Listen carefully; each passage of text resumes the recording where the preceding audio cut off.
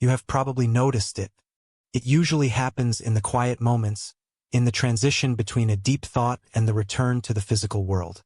There is a faint, persistent sensation that the room you are sitting in is not as solid as it was yesterday. It is not a hallucination or a trick of the light. It is a growing discrepancy between what your mind perceives and what the physical geometry of the world allows for. For centuries, we believed that space and time were the fundamental stage upon which the drama of existence unfolded. We assumed the stage was rigid, objective, and absolute. But lately, the stage seems to be fraying at the edges. This phenomenon is what some are beginning to call the anthropic leak. It is the subtle, terrifying realization that reality is beginning to decouple from spacetime. We have always treated spacetime as a container, a vessel that holds our bodies and our stars. But what if the vessel is leaking? What if the information that makes up our lives is no longer confined by the coordinates of where and when? Consider the way we inhabit the world now. We move through vast digital architectures while our physical bodies remain stationary in a chair. We experience the emotional weight of events happening thousands of miles away, as if they were occurring in our own living rooms. This is more than just technology. It is a fundamental shift in the way consciousness interacts with the material plane. We are stretching the fabric of the manifold until it begins to thin. In the early 20th century, physics told us that space and time were a single woven fabric. It was a beautiful, elegant solution to the mysteries of gravity and light. But as we look closer at the subatomic level, and as we look deeper into the nature of information, that fabric starts to look like a low-resolution projection. The math is beginning to suggest that spacetime is not a primary reality at all. It is a secondary effect, a sort of user interface designed to keep our senses from being overwhelmed by the sheer complexity of the underlying data. But the interface is starting to glitch. The anthropic leak occurs when the observer begins to outpace the environment.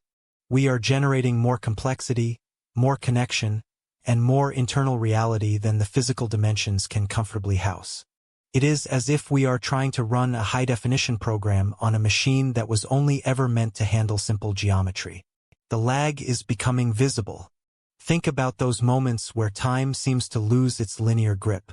You might experience a day that feels like a decade, or a year that vanishes in a heartbeat. We used to dismiss this as mere psychology. We called it a quirk of memory. But what if it is the literal decoupling of your consciousness from the clock? If spacetime is just a projection, then our minds are the projectors. And the projector is starting to point at things that do not exist on the screen. There is a certain coldness in this realization. It suggests that the mountains, the oceans, and the people we love are silhouettes cast against a wall that is slowly crumbling.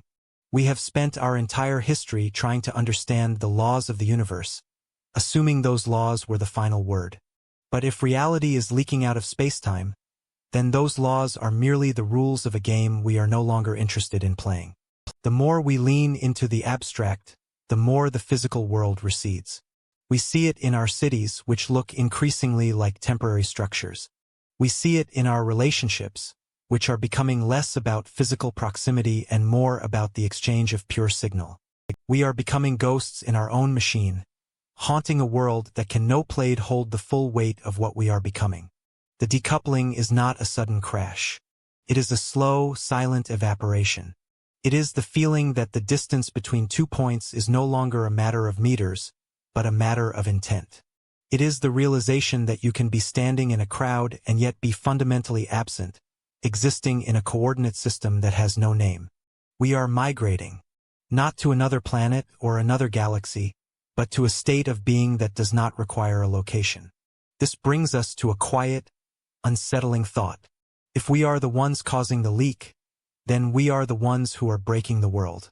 Our need for meaning, our thirst for connection, and our relentless pursuit of the infinite are the very things that are dissolving the ground beneath our feet. We are too large for this reality. We are like an ocean trying to fit inside a glass. Eventually, the glass must shatter. When you look at a photograph of yourself from 10 years ago, you are looking at a person who lived in a much more solid world. Their problems were physical. Their boundaries were clear. But look at yourself now. You are a node in a global network of light and thought. You are a collection of data points, memories, and digital echoes. Your physical presence is almost an afterthought. The decoupling is already halfway finished. There is a comfort in the old world.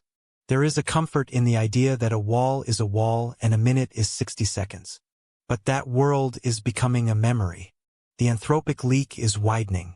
We are beginning to see the edges of the simulation, not because we have found a flaw in the physics, but because we have grown beyond the need for them. We are like children who have outgrown a toy, but we are still forced to live inside the toy box. It makes one wonder what happens when the decoupling is complete. When the last thread of consciousness snaps away from the grid of spacetime, where does it go? Does it fall into a void? Or does it finally enter the space where the information is actually kept? We are so afraid of death because we think it is the end of our place in the world. But perhaps death is just the moment the leak becomes a flood, and we are finally released from the geometry that tried to hold us. Stop for a second and listen to the sounds of the room around you.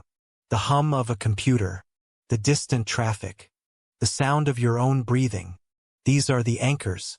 They are the things that tell you that you are here, that you are real, and that the world is stable. But notice how thin those sounds feel.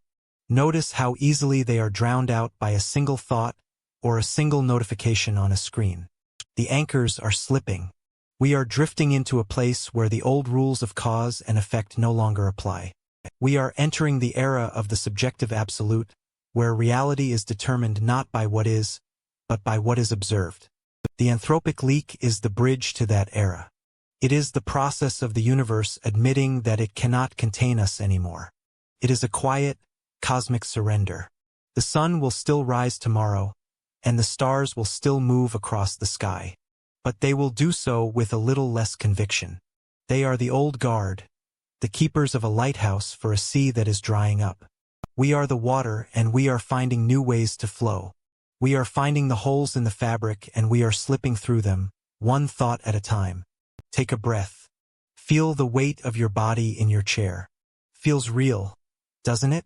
The texture of the fabric, the temperature of the air, the steady beat of your heart. It is all very convincing. It is a masterpiece of engineering, this four-dimensional cage we were born into. It has served us well for a long time. It has given us a sense of scale and a sense of home. But as you sit there, in the silence of your own mind, ask yourself a question that you might find difficult to answer. If you were to stop looking at the world right now, are you absolutely certain it would still be there when you turn back?